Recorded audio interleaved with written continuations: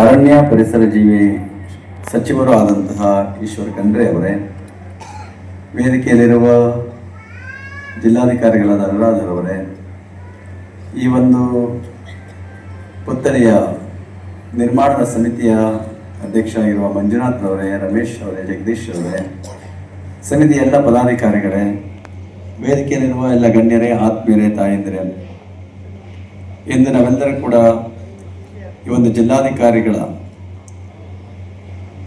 ಒಂದು ಕಟ್ಟಡದ ಮುಂಭಾಗದಲ್ಲಿ ವಿಶ್ವಜ್ಯೋತಿ ವಿಶ್ವಗುರು ಬಸವಣ್ಣನವರ ಇಷ್ಟಲಿಂಗ ಪೂಜೆಯನ್ನು ಮಾಡುತ್ತಿರುವಂತಹ ಪುತ್ಥಳಿಯ ಅನಾವರಣದ ಪವಿತ್ರ ಕಾರ್ಯದಲ್ಲಿ ನಾವೆಲ್ಲ ಪಾಲ್ಗೊಂಡಿರುವಂತಹ ಅವರು.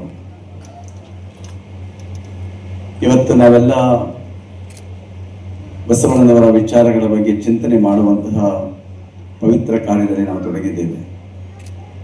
12ನೇ ಶತಮಾನ ಯಾವ ಕಾಲಕ್ಕೂ ಎಲ್ಲರಿಗೂ ಕೂಡ ಬೇಕಾದಂತಹ ತತ್ವಗಳನ್ನು ಜಗತ್ತಿಗೆ ಸಾರಿದಂತಹ ಒಂದು ಕಾಲ ಅದು 12ನೇ ಶತಮಾನ.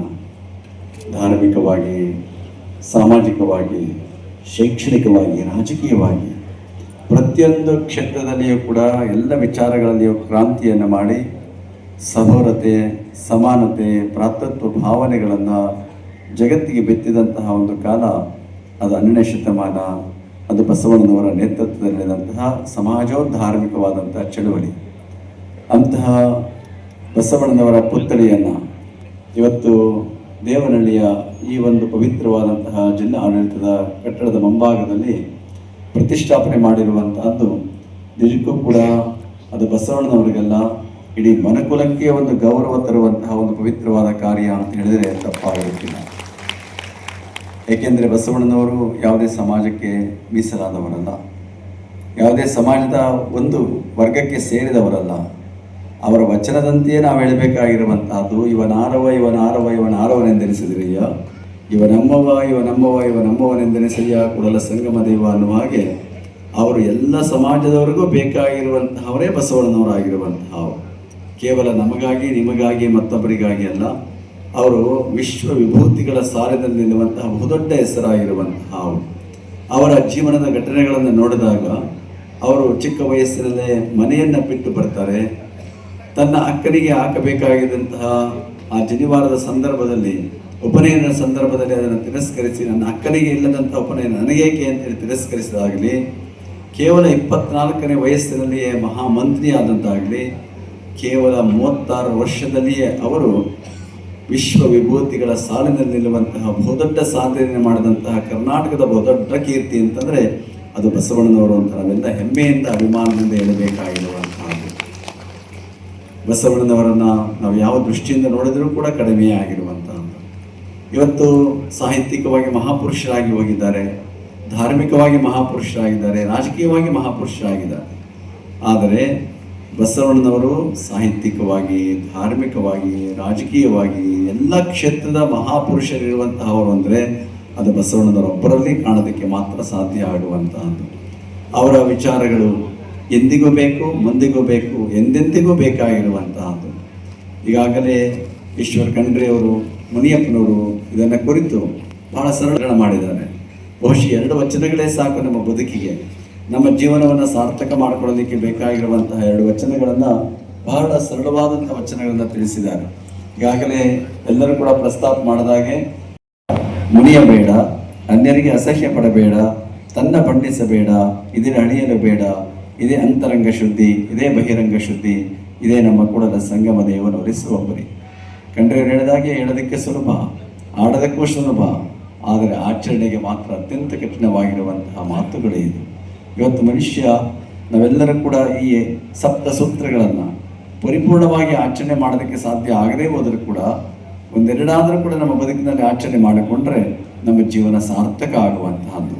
ಈ ವಚನದಲ್ಲಿ ಅಂಬೇಡ್ಕರ್ ಅವರು ಕೊಟ್ಟಂತಹ ತತ್ವಗಳು, ಇವತ್ತು ಸಂವಿಧಾನ ಕೊಡುವಂತಹ ತತ್ವಗಳಿಗೆ ಬದ್ಧವಾಗಿರುವಂಥ ಎಲ್ಲ ವಿಚಾರಗಳು ಕೂಡ ಈ ವಚನದೊಳಗೆ ನಾವು ಕಾಣೋದಕ್ಕೆ ಸಾಧ್ಯ ಆಗುವಂತಹದ್ದು. ಅದರಿಂದ ಮನುಷ್ಯ ಕಾಯ, ವಾಚ, ಮನಸ್ಸ ಈ 3ರಿಂದಲೂ ಕೂಡ ಶುದ್ಧವಾಗಿ ಬದುಕಲಿಕ್ಕೆ ಬೇಕಾಗಿರುವಂತಹ ಒಂದು ಮಾರ್ಗ ಅಂದರೆ ಈ ಸಪ್ತ ಸೂತ್ರಗಳು ಅಂತೇಳಿ ಬಸವಣ್ಣನವರು ಕೊಟ್ಟಿದ್ದಾರೆ. ಅದರ ಜೊತೆಗೆ ಮತ್ತೊಂದು ಮುಖ್ಯವಾಗಿ ಶತಮಾನದಲ್ಲೇ ಬಸವಣ್ಣನವರು ಲೋಕದ ಡೊಂಕ ತಿದ್ದಬೇಡ, ಅದಕ್ಕೆ ಮುನ್ನ ನಿನ್ನನ್ನೇ ತಿದ್ದುಕೋ, ಆಮೇಲೆ ಲೋಕವನ್ನು ತಿದ್ದುವಂತಹ ಪ್ರಯತ್ನವನ್ನು ಮಾಡುವನ್ನುವಂತಹ ವಚನವನ್ನು ಈ ಸರಳವಾದ ವಚನದಲ್ಲಿ ಬಹಳ ಸುಂದರವಾಗಿ ಕೊಟ್ಟಿರುವಂತಹ ಅವರು. ಮನೆತಾನೆ ಒಂದು ಪುಸ್ತಕ ಓದ್ತಾ ಇದ್ದೆ. ಒಂದು ಹಳ್ಳಿಯಿಂದ ಒಬ್ಬ ರೈತ ಒಂದು ಪಟ್ಟಣದ ಒಂದು ಬೇಕರಿಗೆ ಹಾಲು ತಂದು ಹಾಕ್ತಾ ಇರ್ತಾನೆ, ಬೆಣ್ಣೆ ತಂದು ಕೊಡ್ತಾ ಇರ್ತಾನೆ. ಅವನು ತಂದು ಕೊಡುವಂಥ ಬೆಣ್ಣೆಗೆ ತಕ್ಕ ಹಾಗೆ ಆ ಬೇಕರಿಯವನಿಗೆ ವಸ್ತುಗಳನ್ನು ಕೊಡ್ತಾ ಇರ್ತಾನೆ. ಕೆಲವು ದಿವಸಗಳಾದ ಮೇಲೆ ಆ ಬೇಕರಿಯವನಿಗೆ ಅನ್ನಿಸ್ತದೆ, ರೈತ ತಂದು ಕೊಡೋ ಬೆಣ್ಣೆ ಕಡಿಮೆ ಆಗಿದೆ ಅಂತ ಅನ್ನಿಸ್ತದೆ ಅವನಿಗೆ, ತೂಕ ಕಡಿಮೆ ಆಗಿದೆ ಅಂತ ಅನ್ನಿಸ್ತದೆ ಅವನಿಗೆ. ಏನು ಮಾಡೋದು ಅಂತೇಳಿ ನೋಡಿ ಆಮೇಲೆ ಒಂದು ಕಂಪ್ಲೇಂಟ್ ಕೊಡ್ತಾನೆ. ಕಂಪ್ಲೇಂಟ್ ಕೊಟ್ಟ ಮೇಲೆ ಕರೆಸಿ ಕೇಳ್ತಾನೆ. ಆ ವಿಚಾರಣೆ ಮಾಡಿದಾಗ ಆ ರೈತ ಹೇಳ್ತಾನೆ, ನೀನಪ್ಪ ಹೇಗೆ ತೂಕ ಮಾಡ್ತೀನಿ ಅಂತ ಕೇಳ್ತಾನೆ.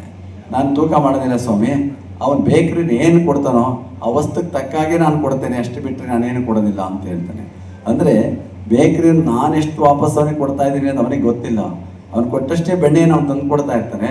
ಆದರೆ ಅವ್ನು ಕಡಿಮೆ ಆಯಿತು ಅಂತ ಇವನು ಕಡಿಮೆ ವಸ್ತು ಕೊಡುವಂಥ ಕೆಲಸ ಕಡಿಮೆ ಮಾಡ್ತಾ ಇರ್ತಾನೆ.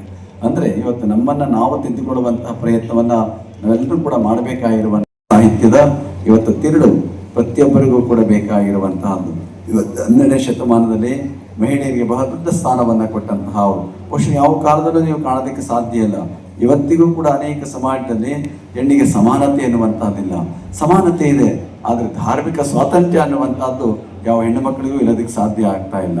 ಆದರೆ 12ನೇ ಶತಮಾನದಲ್ಲಿ ಬಸವಣ್ಣ ದೊಡ್ಡ ಕ್ರಾಂತಿಯನ್ನು ಮಾಡಿದಂತಹ ಅವರು ಹೆಣ್ಣಲ್ಲ, ಹೆಣ್ಣು ರಾಕ್ಷಸಿಯಲ್ಲ, ಹೆಣ್ಣು ಸಾಕ್ಷಾತ್ ಕಪಿಲಸಿದ್ಧ ಮಲ್ಲಿಕಾರ್ಜುನ ಅಂತ ಹೇಳಿ, ಅದರ ಜೊತೆಗೆ ನಡುವೆ ಸುಳಿಯುವ ಆತ್ಮ ಹೆಣ್ಣು ಅಲ್ಲ ಗಂಡು ಅಲ್ಲ ಕಾಣ ರಾಮನಾಥ ಅಂತ ಹೇಳಿ ಹೆಣ್ಣಿಗೂ ಮತ್ತು ಗಂಡಿಗೂ ಸಮಾನತೆ ಅನ್ನುವಂಥ ಕೊಟ್ಟಂತಹ ಒಂದು ಕಾಲ ಅದು 12ನೇ ಶತಮಾನದ ಬಸವಾದಿ ಶರಣರು ಅಂತ ಹೇಳಬೇಕಾಗಿರುವಂತಹದ್ದು.